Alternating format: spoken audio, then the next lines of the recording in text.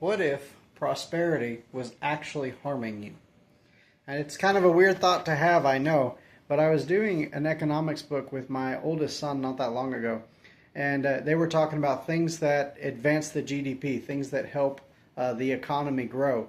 And one of their examples was the having two incomes in the home, both mom and dad working.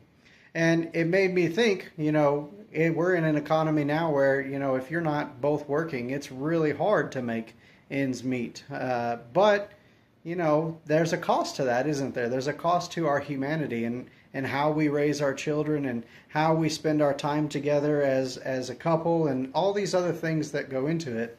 And I kind of got to thinking, there's so many areas in which there's kind of this spectrum between our humanity and our prosperity. And most technological advances spur us further into prosperity, but there's always a cost associated to it in terms of our humanity. Even in our own personal lives and our own personal jobs and works, whatever it is that we're doing, in order to get better at it, more productive, prosperity side, you've got to sacrifice more time, more resources, more effort, more of your humanity.